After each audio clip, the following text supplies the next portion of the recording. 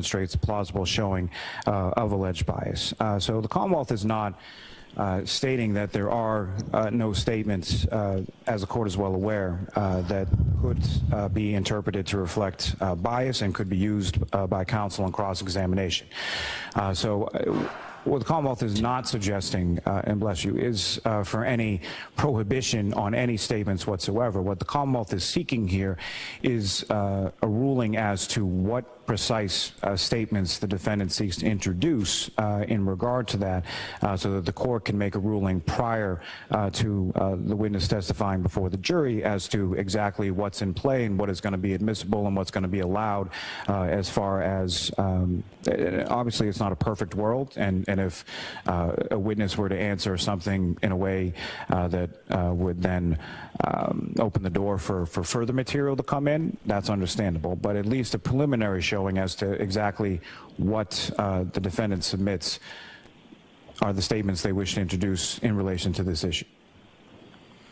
Isn't the defendant given broad range and cross-examination as to bias? Yes, and that's why I indicated early on that I understand that there is some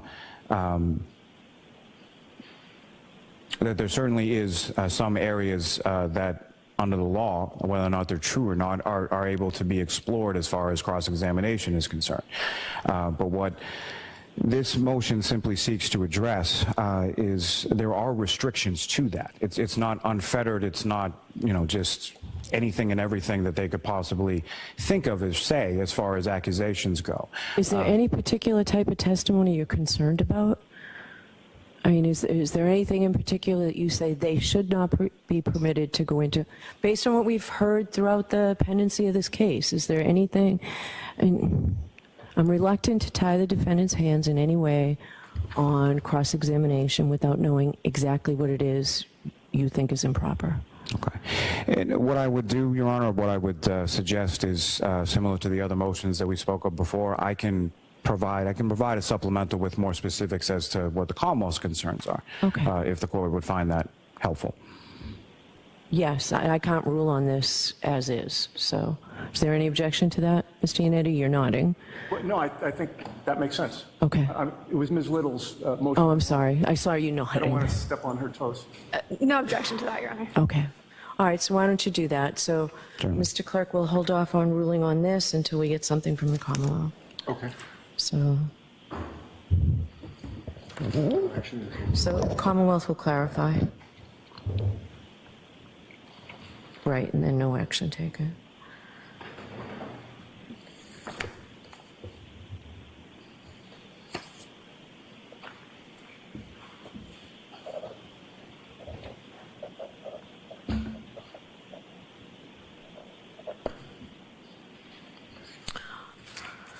All right, so as you know, third-party culprit and Bowden are often argued together, often presented together. Why don't we just deal with the two motions together? So Commonwealth's file, you're number 30 and 31, Mr. Lally. Mr. Yannetti, are you arguing both? Does it make sense to sort of keep them together? I agree that they should be kept together. Yeah. All right, so why don't I hear you as to your concerns on both, and as you know, sometimes third-party culprit, as it goes to Bowden, is different than just straight third-party culprit. And actually, it might save us a lot of time. Is that what you intend to do, Mr. Yannetti? Third-party culprit as it goes to Bowden, or straight third-party culprit as well? Definitely third-party culprit as it goes to Bowden, that's for sure. And then depending on how the evidence develops at trial, there may be, an offer to offer third-party culprit evidence with regard to third-party culprits. But I think I can speak further to that in response. Mr. Lally, go ahead. You can argue these however you want to argue them. No, and I would argue them sort of in that vein, Your Honor. So understanding that based on the state of the evidence, as I anticipate it to be, and in any case, regardless, I think a defendant in any criminal case has a much better shot, essentially, at getting evidence in regarding to Bowden as sort of a backdoor through, as to third-party culprit as sort of a backdoor through a Bowden defense. So what I'm primarily concerned with, Your Honor, is motion to eliminate number 30, because as the court is well aware, there have been a number of theories of speculation, rank speculation, opinions without any evidentiary support, names of certain people that have been dropped at this microphone by counsel at different pretrial hearings who are not witnesses, who have nothing to do with this case, who don't know anything about this case, who counsel, when they said those names and sort of dropped those, whatever they supported to be facts, knew that they had nothing to say and nothing to do with this case. What I'm concerned about is whatever is acceptable as far as believability when it comes to arguing things in pretrial motions, shouting things from courthouse steps, or bandying about on Twitter is not what we do here. And so now it is a time where counsel is going to be relegated to what is actual, admissible, relevant evidence. And what I'm asking for in this motion is for the defendant, through her counsel, to actually provide any admissible or relevant evidence that pertains to third-party culprit, which to this point they have not done.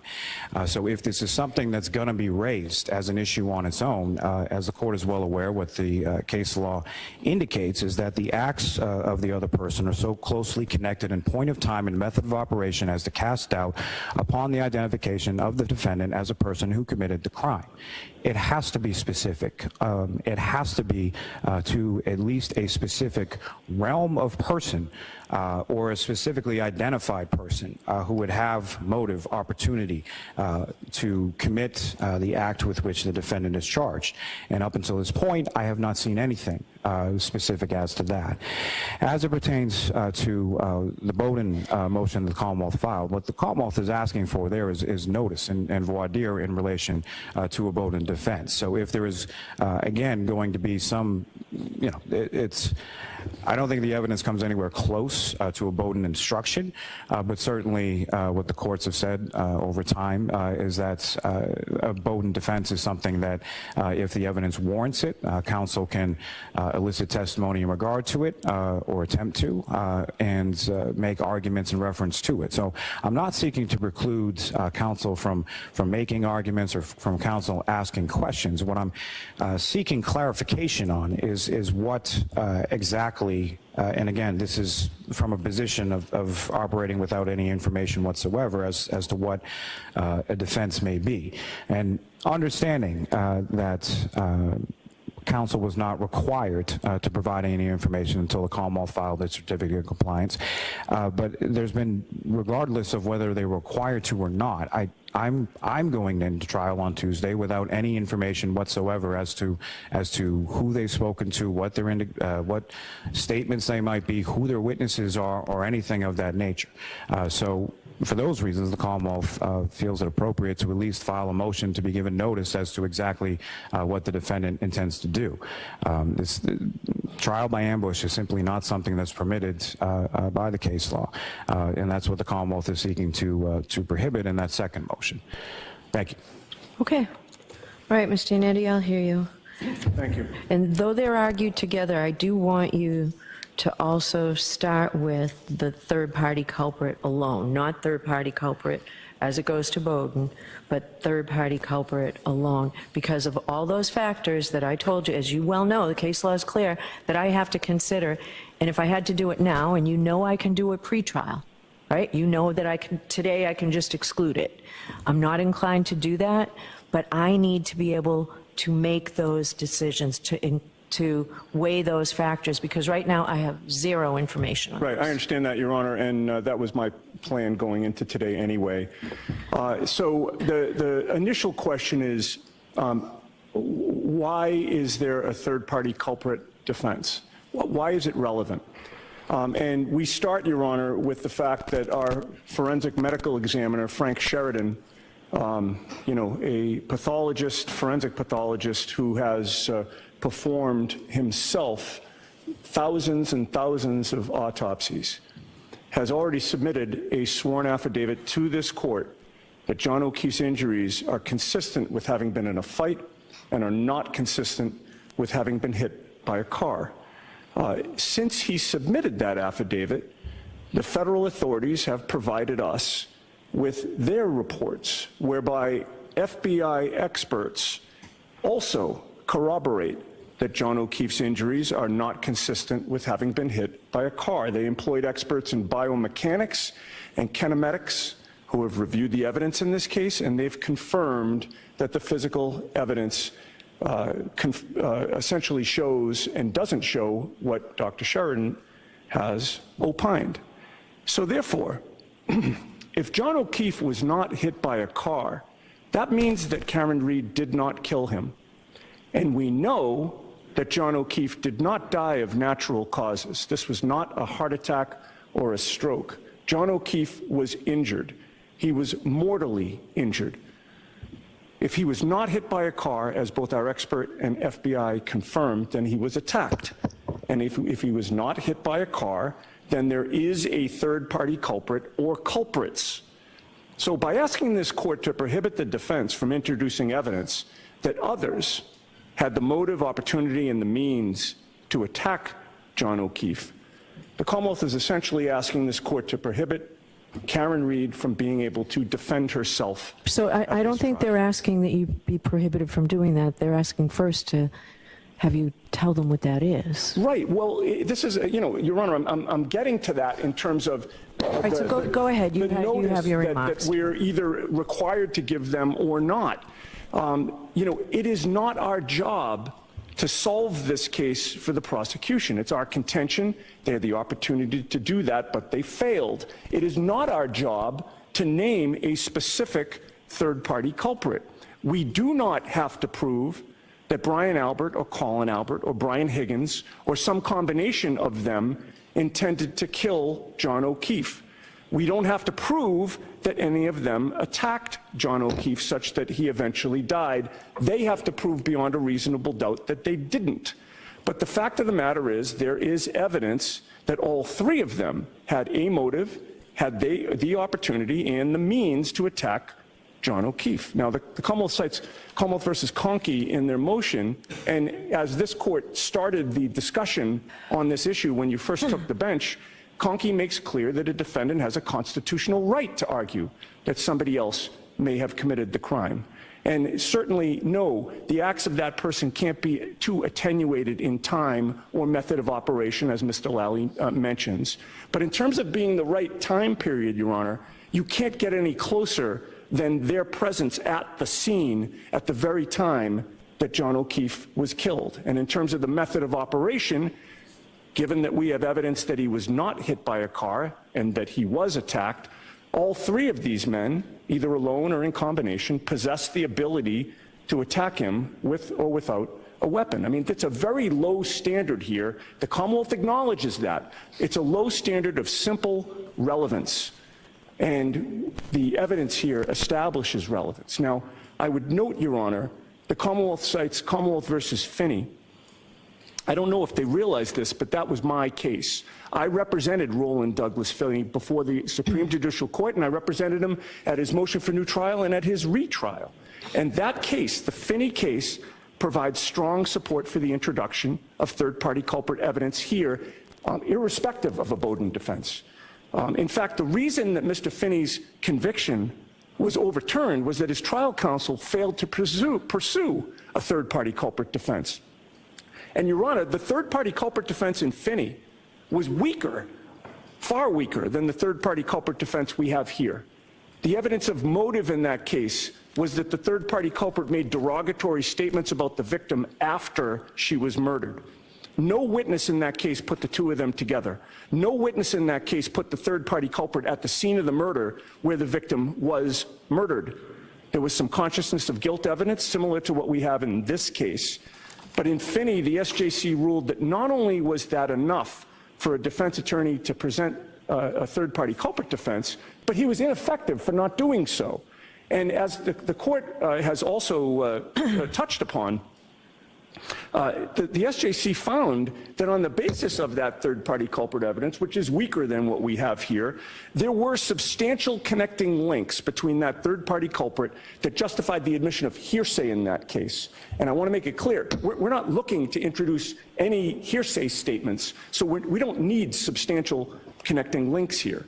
Now, Your Honor, I could go through with the court the specific evidence we have with regard to motive, opportunity, and means with regard to the 3 Commonwealth witnesses that I've named. So go ahead.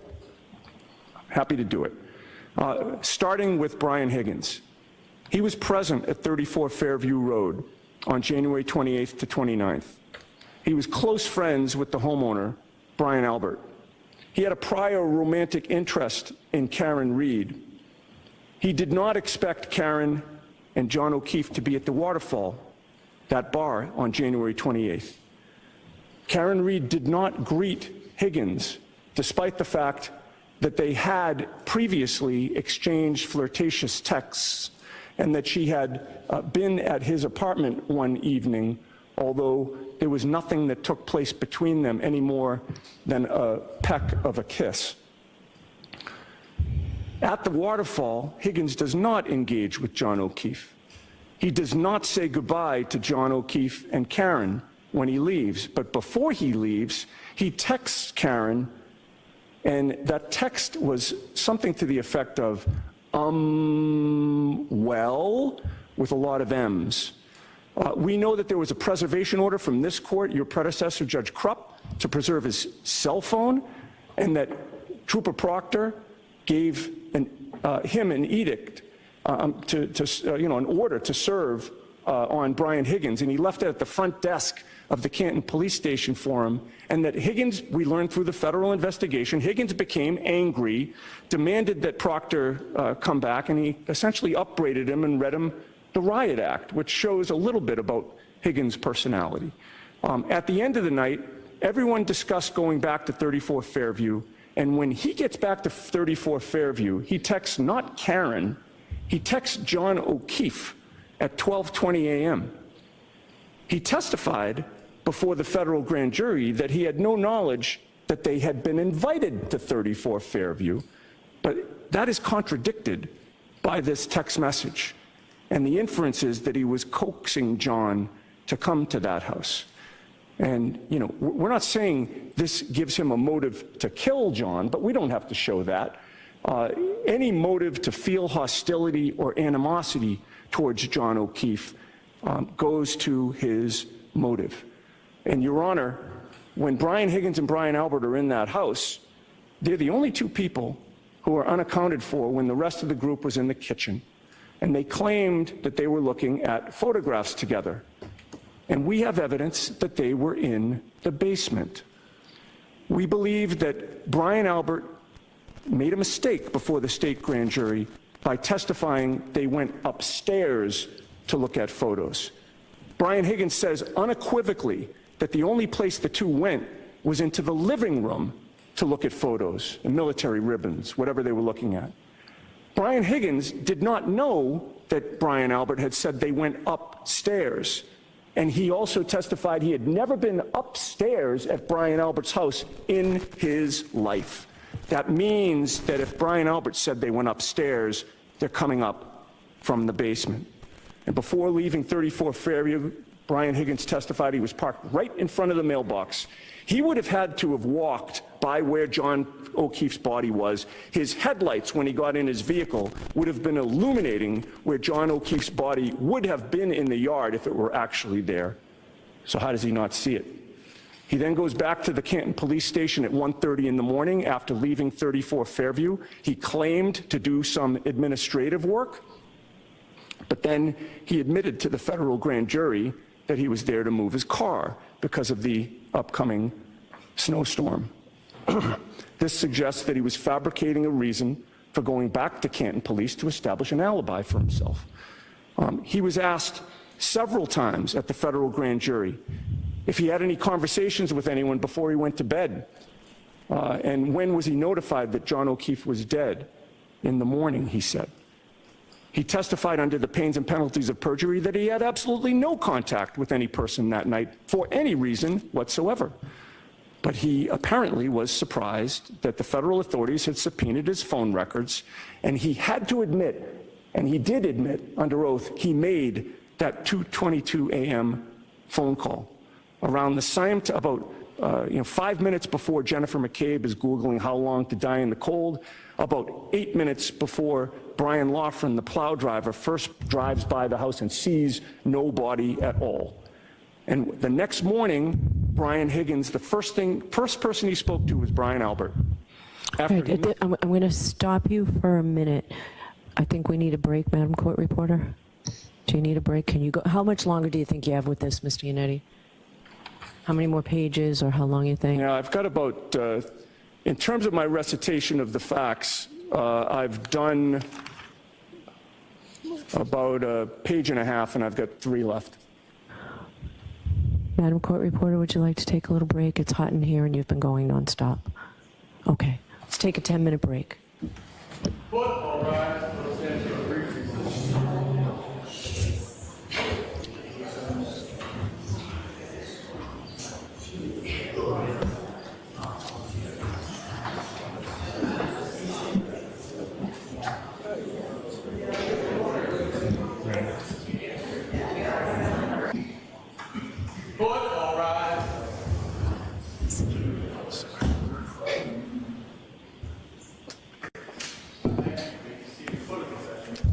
All right, Mr. Yannetti, go right ahead.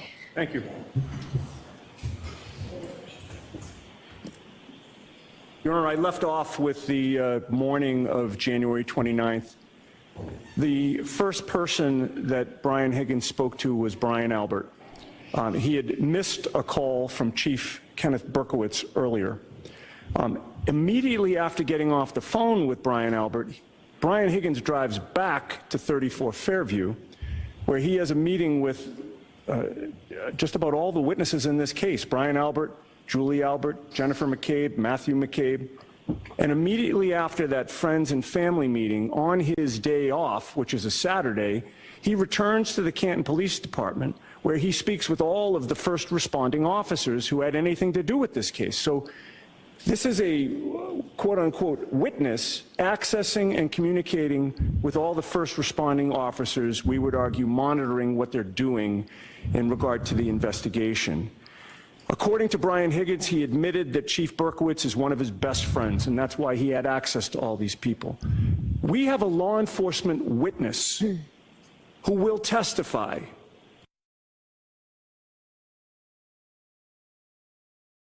with Karen Reed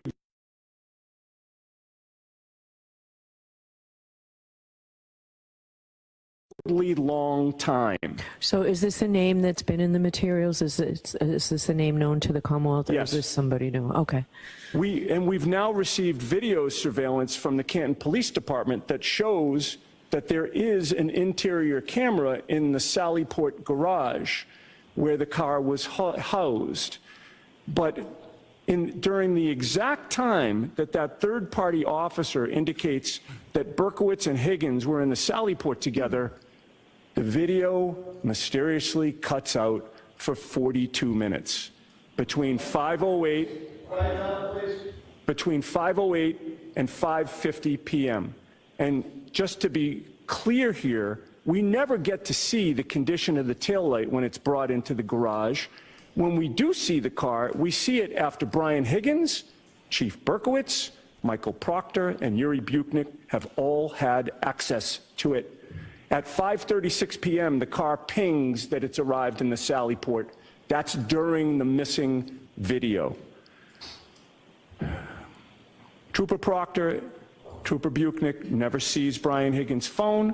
They speak with him, and he takes it upon himself to use his own resources, Brian Higgins, within the federal government to ask a friend, Special Agent Matt Kelch, to download only the text messages in his phone between Karen and him and John.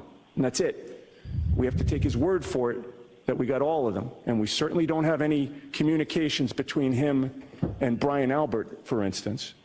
On February 10th, when he shows up to his interview with Troopers Buchnick and Proctor, he brings with him copies of the text that he has deemed relevant in their murder investigation. And he hands them the copies of the extraction that he had his friend do. He then calls Matt Kelch the weekend of this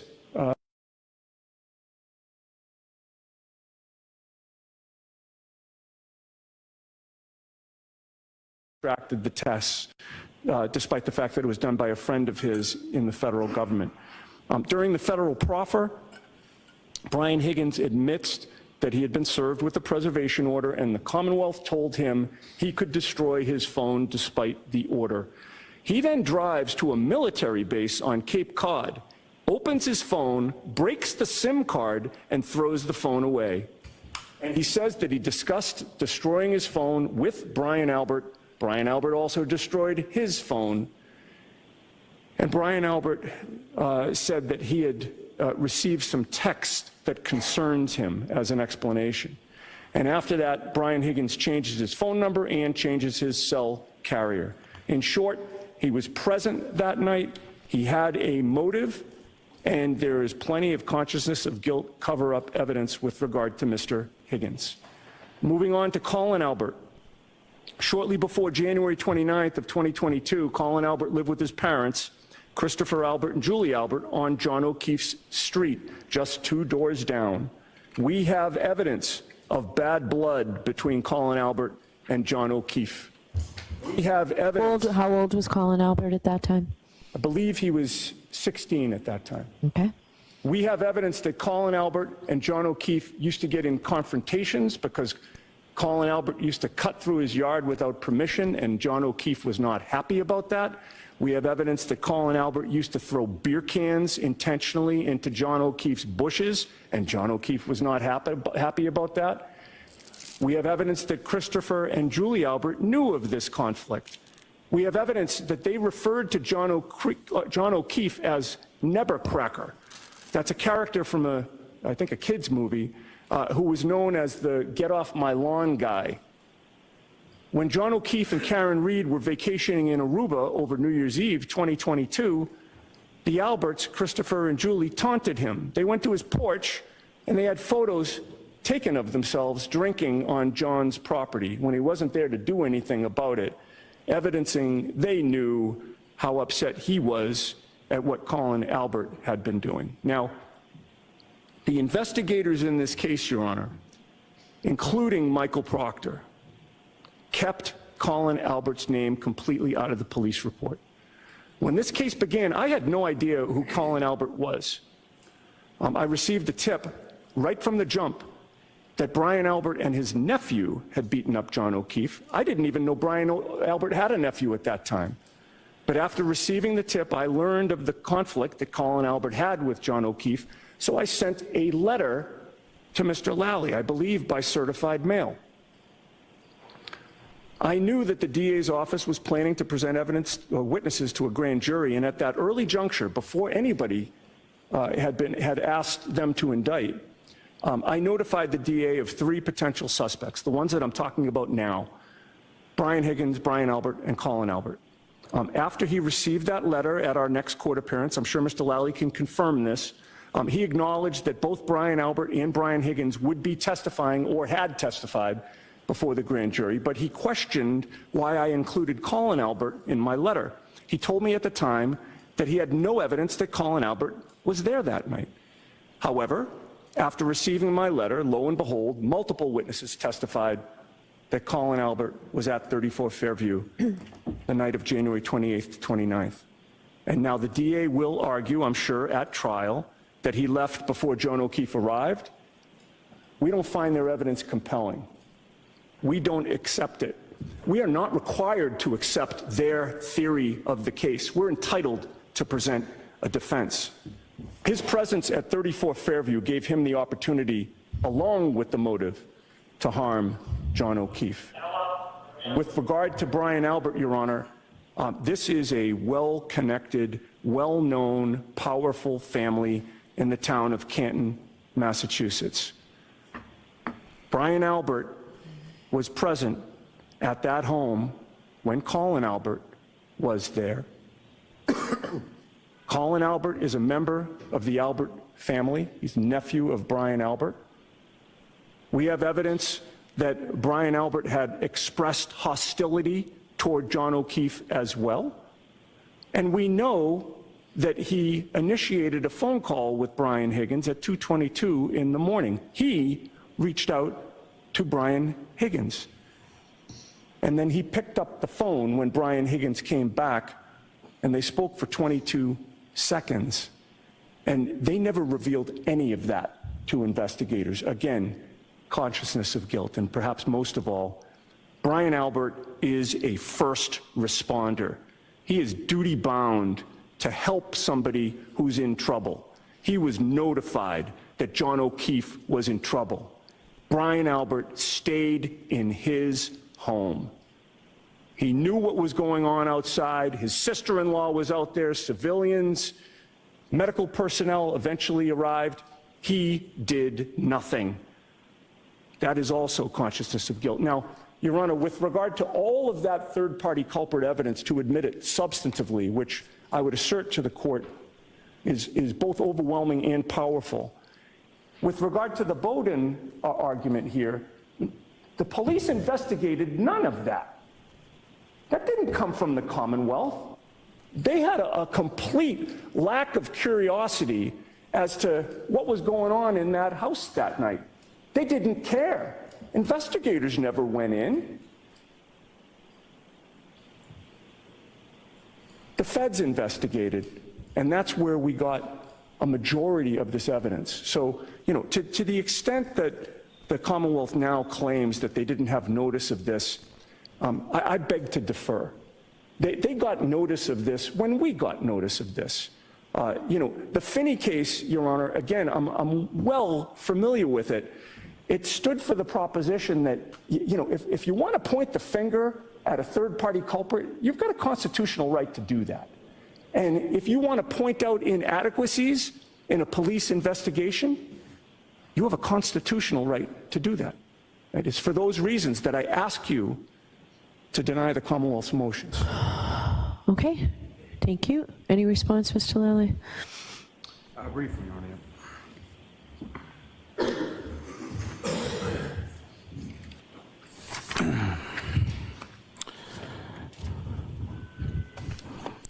Just first, again, what the case law requires is evidence and not just mere speculation, or saying that you have evidence is not actually evidence.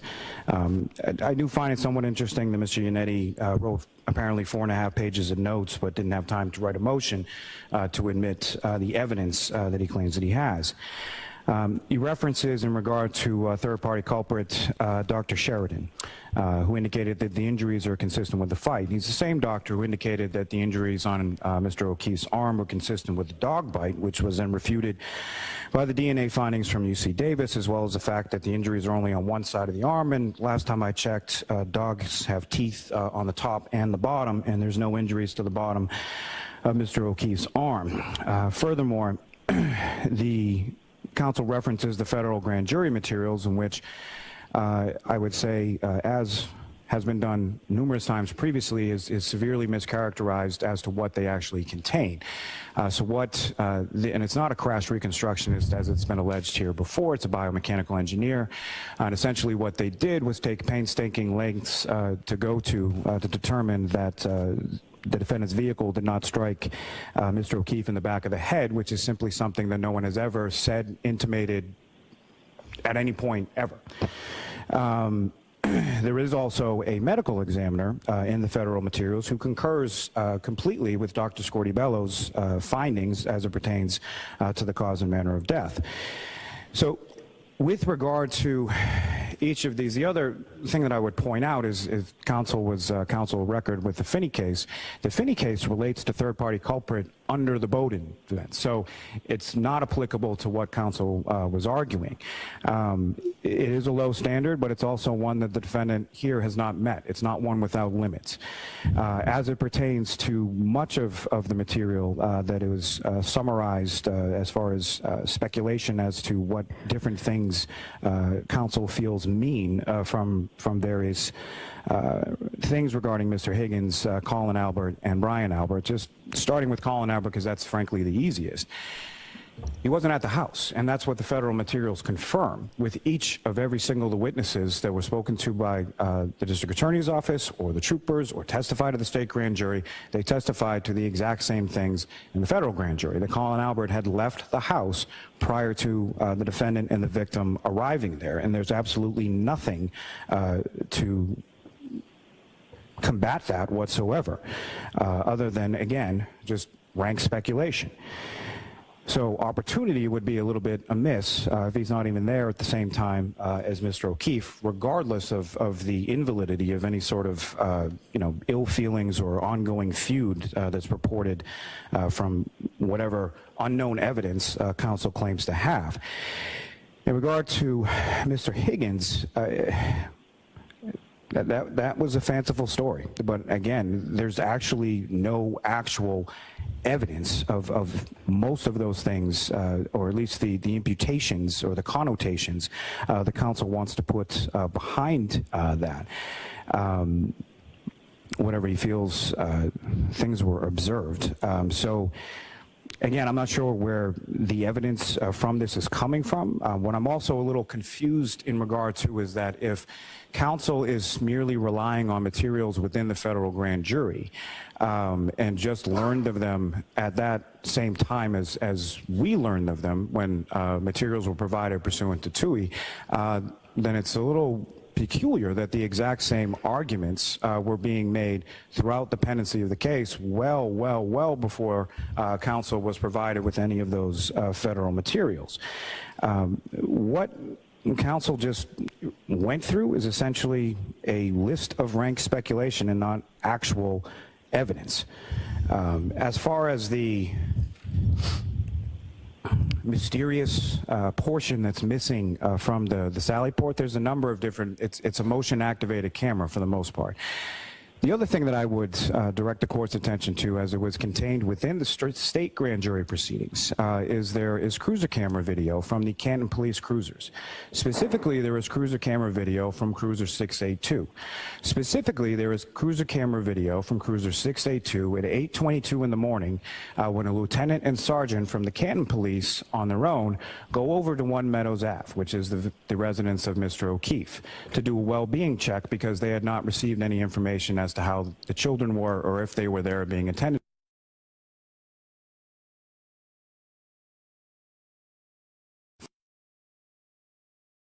Parked it when they stopped there to see if Mr. O'Keefe was there before then piling into Ms. Roberts' vehicle and proceeding to 34 Fairview.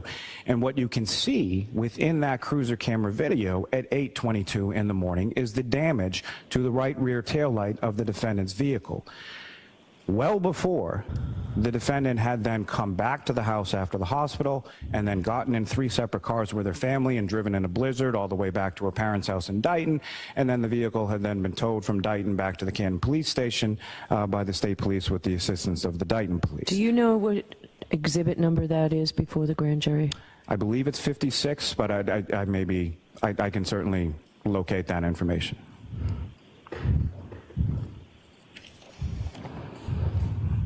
And again, as far as Brian Albert is concerned, I heard nothing other than he's apparently in a well-connected family in Canton, and Colin is his nephew who wasn't present at the house when Mr. O'Keefe and Ms. Reed were present at the house. So again, I think it's a stronger argument, certainly, if we're trying to bootstrap onto a Bowdoin defense, and counsel will probably likely be allowed to at least investigate that as far as impeachment, cross-examination, things of that nature, but there is absolutely nothing beyond just a fertile imagination and rank speculation as it applies to a third-party culprit defense. And for that reason, the Commonwealth's motion to exclude it should be allowed. The only thing I'd like to correct, Your Honor, is, well, or at least point out, is that, the car pinged at 5:30. So hold on until you get to the microphone. Yeah, I'm sorry. The car pinged at 5:36 p.m., indicating that it was in the Sally Port. There is an outdoor camera where you can see the car about to enter the Sally Port at 5:31. Of course, you can't see the tail light in that outdoor, camera. But Mr. Lally just argued before you, well, the reason why there's no, video of the car between 5:08 and 5:50 is that it's motion activated. And I just ask the court, to use common sense here, that if the car's entering, and by the way, the car's there at 5:50 with a couple of people around it. When the camera comes back on, you see the car. So unless it was teleported in a split second so that the interior camera would not pick up motion, it drove into the sally port. I believe that's the definition of motion, and it should have been picked up, according to Mr. Lally's own words. Okay, so when you walk away from the microphone, it's harder for the court reporter to hear you, Mr. Yannetti. And I apologize, Judge. It's you know, according to Mr. Lally's own words, it should have picked up the movement. Okay. All right, so I believe that's the last motion. So why don't we recess until 2 o'clock? And I'll see you back here at 2. Mr. Lally, will you have Ms. Gilman, who I did see walk in here at one point, set up the screen right where we normally keep it? Yes, sir. Thank you.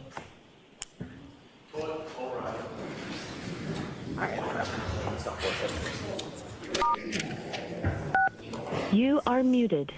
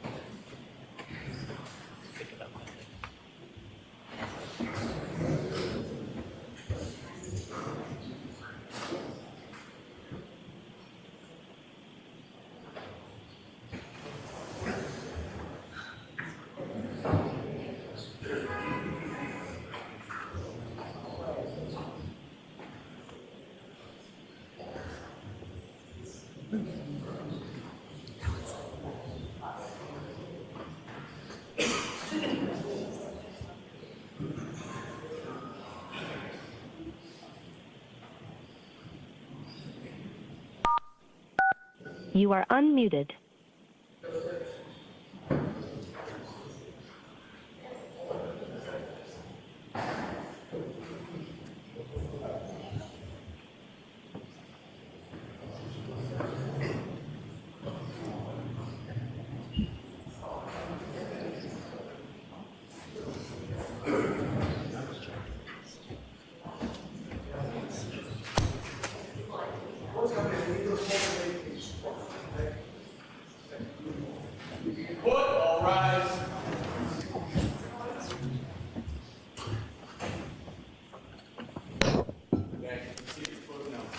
All right, Jim, I need just a minute with the computer, please.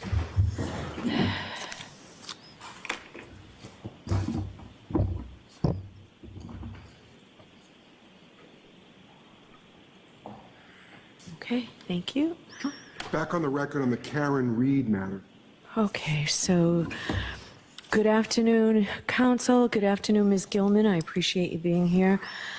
Before we see this video, just briefly, I just want to say that there were really only 2 motions that I'm comfortable with deciding by the 2 o'clock call here. I don't know if I already allowed that, but that's allowed. And the Commonwealth's motion eliminate, Jim, I think this is 317. Commonwealth's motion eliminate to prohibit reference to any federal investigations conducted by the U.S. Attorney's Office or FBI. So that will come into evidence the way that it typically does here in Massachusetts. You can question as to a date where the statement was made under oath, and we can discuss it as it gets closer in more detail. So the other motions are under advisement. We'll talk about that when we come back to sort of housekeeping matters at the end of the day. So do you have that video all pulled up, Mr. Lally, for me to see? Yes, Your Honor. Okay. And Your Honor, for the record, it's a little bit lengthy as far as the entirety of the video. The portion that I would be submitting to the court is from 7 minutes and 4 seconds until 9 minutes and 55 seconds. Okay. Can we, thank you.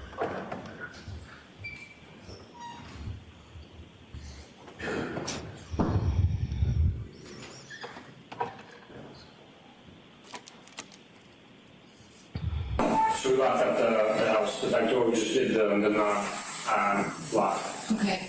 Can you explain to me what the process is right now? Absolutely. So you're gonna be booked, just like last time. Go through the same process, it's gonna be a little less time consuming, because we're not gonna do major case prints, because we did those last time. Once you're booked and you go through this portion of it, we'll let you make a phone call, just like last time. We'll make a phone call, your parents will be able to bring you whatever other additional need, things that you need. Yeah. And then tomorrow morning, you'll go and be arraigned at Norfolk Superior Court on the charges that were, I'm sure you'll go over the charges again with you on the warrant. But I'm on bail, so how can I be spending the night here again? All right, so I'll explain that portion to you, as long as it's not going to interfere with you. Are you ready to go? Yeah, I'm just waiting for Rams to. Okay. So initially, your arrest was on probable cause out of the district court. Okay. So the charges that you were arrested on initially were out of district court, out of Stoughton District. That's where the arraignment was. It was district level charges. Today, grand jury indicted you on these charges, which is second-degree murder, vehicular homicide, and leaving the scene of a death. Okay? So those are the charges that grand jury indicted you on. So now you're being charged and will be arraigned in Superior Court, Norfolk County Superior Court in Devon. Okay? So bail doesn't apply anymore? Typically, I'm not, so we don't set the bail. But typically, once murder comes into play, people don't get bailed out. So it's not manslaughter anymore, is that the difference? That's correct. It's a higher degree of taking a life. Okay, so that's the charges that you're being charged with now. And you were indicted by grand jury. Okay, you're aware he was beaten up by Brian Albert. I mean, we're all in on the same joke, right?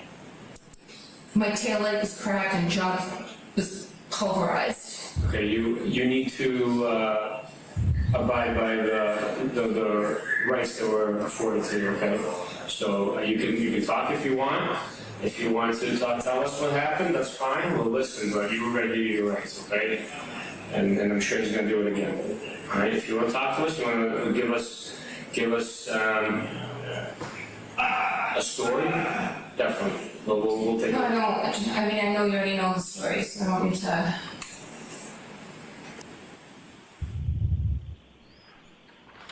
All right. How long is the entire tape? So that is Trooper Pai, who was the arresting officer from the barracks. So it goes, I believe, at least 90 minutes or so. All right, do you have the entire, we're not playing it now, but do you have the entire video? All right, I would like it marked for identification. Sure. I'd also like a copy of it so I can view the whole entire thing, put it all in context. I never like to see just sections. Sure. Can I get that for the weekend as well? Oh, absolutely, Your Honor. And for the record, as far as I think a lot of that sort of preliminary stuff was more meant as context for the court. You know, there's Okay. certain discussions about court procedure and things that I don't think should be put in front of the jury. All right, so that was my concern as well. Okay, so it's something I'll watch a few times, and the whole thing as well. Okay. All right, thank you. Thank you, Your Honor. Thank you very much. Thank you. All right. Okay, so housekeeping matters. A few things that I still need, as you know, before we have the jury here on Tuesday. I need a statement of the case. I know you have a short statement of the case in your proposed supplemental questionnaire. I think it needs to be more than that. So before you leave today, I'd like you all to agree on a joint statement of the case. I need witness lists. If the witnesses are going to be called, I have to read their names, as you know, to the jury on Tuesday morning. Once we get a jury, and I know none of us knows how long that might take, how long will it take to put in the Commonwealth's case? You can tell me with DNA and without DNA. So with that piece of DNA, I don't think That that's going to piece. add much more than you know, an hour or two at the most. But best guess, given the schedule as outlined previously by the court, I'd say probably at least 4 weeks. My hope is there are some witnesses fine just in regard to administrative things as far as, you know, work in an establishment. This is a true and accurate copy of surveillance video from said establishment. Have you had preliminary discussions about whether there would be stipulations to authenticity like that? No, but I plan to before Tuesday. Okay. And you'll do that, Ms. Giannetti? You'll have these conversations before Tuesday? I'm completely open to that. Okay. So with the Commonwealth's case going 4 weeks, how long does the defense think their case will go? With the schedule that the court has outlined, we're estimating about 2 weeks, Judge. Okay. All right. I need to tell the jurors how long it will take. So if you say 6 weeks, I'm going to tell them 7, which will make it longer for us to get a jury. But Right, understood. And then there's also the X factor of how long it takes to get a jury. Right. Oh, exactly. No, I'm going to tell them once we get a jury, it will be 7 weeks, give or take. And just while we're on this subject, Your Honor, does the court have any idea in terms of the availability of jurors every day of the week while We we're don't have jurors on Fridays. no jurors on Fridays? No, and it gets progressively lower as the week goes on. But we've got jurors, once we start, the trial that is impaneling has priority over all other trials. So once we start, and I expect that we'll start on Tuesday, we'll do that. So there's a couple of things about the voir dire of the jurors. So we will do the voir dire, the individual voir dire of jurors over here at sidebar. And only one lawyer from each side is permitted to ask the questions of the jurors. I think I'll probably be able to give you 5 minutes or so for each witness, no more. And I'd like to talk to you all at sidebar now about your joint proposal of the questionnaire. This is something that is not public. It won't be made public until after it's decided upon and after it is presented to the jurors and they've filled it out. So a blank copy will be available then pursuant to what the law is. So why don't I see counsel at sidebar? Excuse me? Yes, thank you.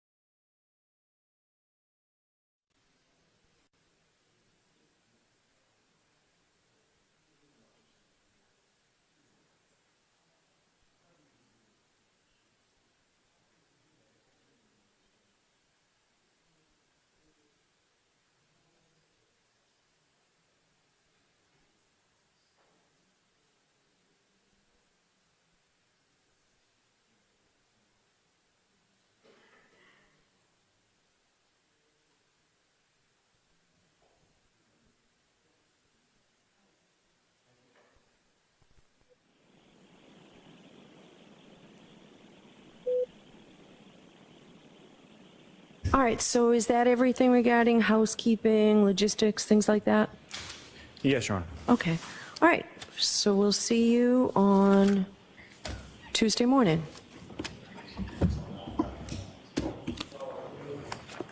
All right, just so we're clear, there's nothing else logistically or jury impanelment, right? We're good? I believe so, Your Honor, yes. Okay, thank you very much. All right, thank you, so we'll see everybody Tuesday morning.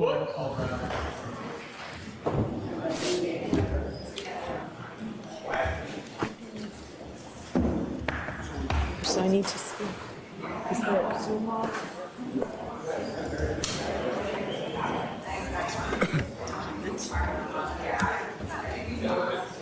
Goodbye.